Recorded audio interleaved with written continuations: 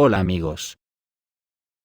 La situación se degrada por momentos. Al mismo tiempo que la aviación de Israel está atacando la franja de Gaza, al menos 15 explosiones retumbaron en el territorio de la empresa iraní de procesamiento de gas. Inicialmente se informó que las explosiones ocurrieron en una planta ensambladora de vehículos aéreos no tripulados. Sin embargo, esta información fue posteriormente desmentida. El incidente ocurrió esta tarde en el territorio de la provincia iraní de Hamadan, mientras se barajan dos versiones principales: combustión espontánea, ataque terrorista y ataque desde el espacio aéreo iraquí. Este último se considera bastante aceptable, ya que un poco antes se informó sobre la aparición de aviones cisterna y aviones de combate estadounidenses sobre territorio jordano. Estos últimos podrían ingresar al espacio aéreo iraquí, desde donde es muy posible atacar una empresa iraní con misiles. Que por cierto, y dicho sea de paso, un vehículo aéreo no tripulado RQ-4B estadounidense ha sobrevolado hoy el Mar Negro, algo que no pasaba desde hace tiempo. En Irán, en los cuadros de vídeo presentados, se pueden ver las consecuencias de las explosiones en una empresa iraní. Actualmente se está especificando información sobre las víctimas. Sin embargo, a juzgar por las imágenes de vídeo y la cantidad de explosiones sonoras, la destrucción es colosal. Por el momento, los servicios de emergencia se encuentran trabajando en el lugar de las explosiones y el incendio, pero no es posible eliminar las consecuencias de la emergencia de manera oportuna debido al riesgo de nuevas explosiones. Hasta el momento, no hay declaraciones oficiales de Irán sobre este asunto. También hace unas horas, en el sur de Irán, un helicóptero que transportaba al ministro de Transporte de Irán, se estrelló en circunstancias misteriosas. El estado de este último aún no ha sido revelado. Como digo, la situación está cogiendo tintes muy serios, y según Lukashenko, se espera para hoy o mañana un importante discurso sobre la situación mundial del líder chino Xi Jinping, y que Lukashenko aconseja tener muy en cuenta. Ya que además Rusia ya ha oficializado a nivel nacional que Rusia se encuentra en una guerra patria, algo que a buen seguro todos sabemos lo que significa. Si además interpretamos las chulerías de Estados Unidos, el mundo nos tenemos que preocupar aún más. Ha dicho el Pentágono en alusión al discurso de Putin sobre las armas nucleares. Que Estados Unidos no cambia la preparación de las fuerzas nucleares después de la declaración de Putin. Y eso no se lo cree nadie, o sea, que Rusia ha puesto sus fuerzas estratégicas en modo combate, y el Pentágono dice que ni le interesa. Eso es una chulería barata producto de algo muy serio, que yo intuyo, entre otras cosas, que quiere decir todo lo contrario. Washington no cambiará la preparación de sus fuerzas nucleares, después de la declaración del líder ruso Vladimir Putin sobre la suspensión de la participación en el START ruso estadounidense y el START 3. Dijo la subsecretaria de prensa del Pentágono Sabrina Singh. No hay cambios en términos de nuestra preparación. Nada ha cambiado en términos de nuestras obligaciones que debemos cumplir, dijo Singh en una sesión informativa. La retirada de Rusia de START es, por supuesto, una decisión lamentable y irresponsable. Además que en Estados Unidos sí que se puede decir eso de que la cosa está que arde, porque otra vez ha ocurrido un grave incendio, nada menos que en el laboratorio nuclear I-12, en Oak Ridge, en Tennessee, que está involucrado en el programa de armas nucleares de Estados Unidos, y que ya toda la prensa habla de que las tasas de incendios en Estados Unidos han experimentado tal aumento, que se considera crítico. Y la pregunta ya retumba en las cabezas de los estadounidenses: ¿qué está pasando en Estados Unidos con tanto accidente? El incendio de ayer ocurrió en la instalación nuclear gubernamental I-12 en Estados Unidos, sin víctimas ni emisiones de radiación, según sus cuentas oficiales en redes sociales. El incendio se inició el miércoles por la mañana en uno de los edificios de producción y fue extinguido por especialistas a tiempo completo con el apoyo de los servicios de emergencia. No hay reportes de heridos o personas contaminadas. Se han levantado bloques en el objeto dañado y todos los turnos han llegado al trabajo a la hora programada, dijo I-12 en un comunicado. La instalación, que ha estado operando en Tennessee desde 1943, pertenece al Departamento de Energía de Estados Unidos, y según la descripción en el sitio web, está involucrada en garantizar una disuasión nuclear militar segura y efectiva. También extraemos y almacenamos materiales nucleares, alimentamos reactores navales, realizamos trabajos adicionales para otras entidades públicas y privadas, dice el sitio web. De Rusia salen palabras muy enigmáticas, que hay que contextualizarlas muy finamente, pero que van en la línea de la gravedad a la que la OTAN nos ha llevado a todo el planeta. En el debate que la OTAN ha promovido contra Rusia en las Naciones Unidas, el representante permanente de Rusia ante las Naciones Unidas, Vasily Nevencia, ha dicho lo siguiente: dimos una oportunidad a la diplomacia, pero fue arrogantemente rechazada por Estados Unidos y sus aliados. Observar la semántica. Dimos. ¿Qué quiere decir pasado? Y la otra. Pero fue arrogantemente rechazada por Estados Unidos y sus aliados. El representante de Moscú ante la organización ha recordado que a finales del 2021 Rusia envió a Estados Unidos y la OTAN sus propuestas respecto a las garantías de seguridad para Rusia. Occidente ha demostrado un desafiante desprecio por las preocupaciones de Moscú, al seguir acercando la infraestructura militar de la OTAN a las fronteras rusas. Declaró este miércoles el representante permanente de Rusia ante las Naciones Unidas, Vasily Nevencia, en una sesión especial de la Asamblea General.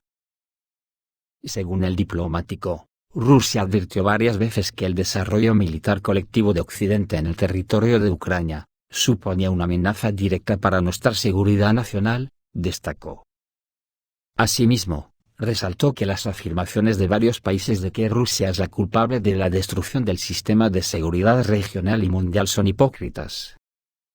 Puesto que, a finales del 2021, Rusia presentó una serie de iniciativas concretas de desescalada y fomento de la confianza con la Alianza Euroatlántica. Propusimos que Estados Unidos y la OTAN firmaran tratados sobre garantías de seguridad. Sin embargo, según Nevencia, esta oportunidad fue rechazada arrogantemente por Estados Unidos y sus aliados. Se negaron rotundamente a discutir siquiera nuestras iniciativas, que de haberse aplicado, habrían evitado lo que estamos viendo hoy. La delegación rusa denunció que Occidente rechazó las propuestas de Moscú, ya que estaban convirtiendo a toda costa a Ucrania en un auténtico campo de operaciones militares en las inmediaciones de nuestras fronteras. En este contexto, el representante ruso asegura que hay pocas dudas de que no es Ucrania la que está en guerra con Rusia, sino el Occidente colectivo, representado por Estados Unidos y sus aliados de la OTAN y la Unión Europea. Una guerra que es percibida por Rusia como la lucha por la supervivencia. Para Moscú la crisis ucraniana no debe ser resuelta con Kiev, sino entre Rusia y el Occidente colectivo, especialmente Washington, que está detrás del régimen de Kiev, declaró Nevencia. Estamos dispuestos a una solución diplomática seria a largo plazo para esta crisis y lo hemos dicho muchas veces, nuestros adversarios aún no se han recuperado de sus vanas ilusiones sobre la posibilidad de derrotar a una potencia nuclear. Por eso tenemos que abordar militarmente las razones que nos obligaron a iniciar la operación militar especial hace un año, subrayó Nevencia. Después de esto hoy también se ha pronunciado Sergei Shoigu, en una visita a Ekaterimburgo, y anunció un grave peligro que amenazaba a Rusia. Shoigu dijo que Rusia podrá contrarrestar la amenaza de Occidente. Los países occidentales están tratando de desmembrar a Rusia y privarla de su independencia, sin embargo, Occidente no tendrá éxito. Así lo afirmó el ministro de Defensa ruso Sergei Shoigu, hablando en un concierto dedicado al Día del Defensor de la Patria en el Teatro Académico Central del Ejército ruso. Rusia está en grave peligro. Occidente busca desmembrarla y privarla de su independencia, utilizando a Ucrania. Estos intentos están condenados al fracaso, dijo Shoigu. Sus palabras son citadas por el canal de Telegram Zvezda News.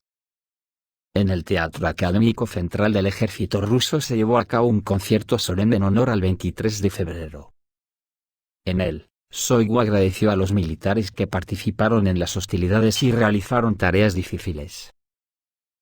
Por su parte el líder bielorruso, después de anunciar que formaba un batallón de voluntarios de 150.000 hombres para salvaguardar las fronteras, anunció una importante declaración de Xi Jinping sobre Ucrania. El presidente de Bielorrusia, Alexander Lukashenko, expresó su preocupación por el conflicto en Ucrania. En una entrevista con los medios chinos, enfatizó que la posición de China sobre este tema es muy importante. Y si esta posición no es escuchada, puede acarrear graves consecuencias. Lukashenko señaló que aprecia mucho el papel de China en la solución de los problemas internacionales.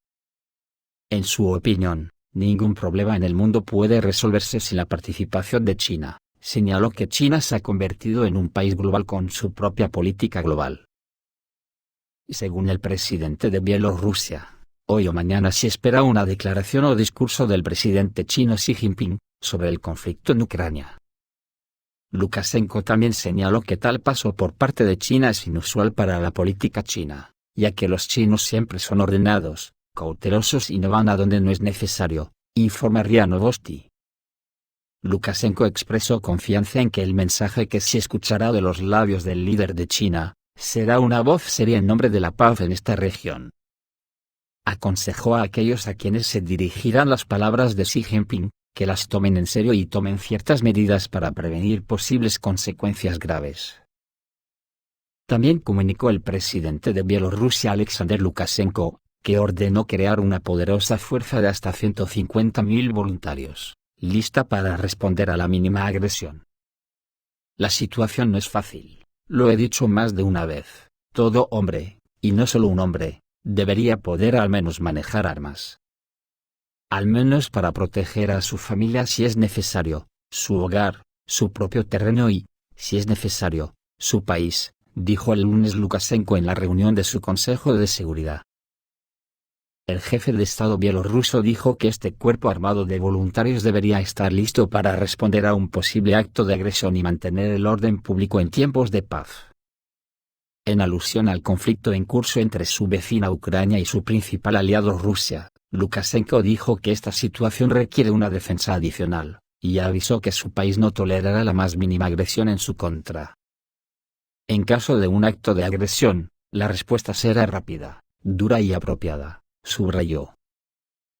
Por su parte, el ministro de Defensa bielorruso, Viktor Lenin, informó que estiman que entre 100.000 y 150.000 personas se presenten como voluntarios para las milicias populares. Y sostuvo que la mayoría de las que estarían dispuestas a formar parte de estas milicias son principalmente aquellas personas que ya están entrenadas y saben cómo manejar armas. Bielorrusia, que es el aliado más cercano de Rusia en la zona, ha mantenido su neutralidad en el conflicto en Ucrania, avisando que combatirá con los rusos en caso de ser agredida por Kiev. La nación exsoviética denunció el martes la acumulación de tropas de Ucrania cerca de la frontera común y advirtió de que el riesgo de que se produzcan provocaciones que deriven en algún tipo de enfrentamiento en la zona sigue siendo alta.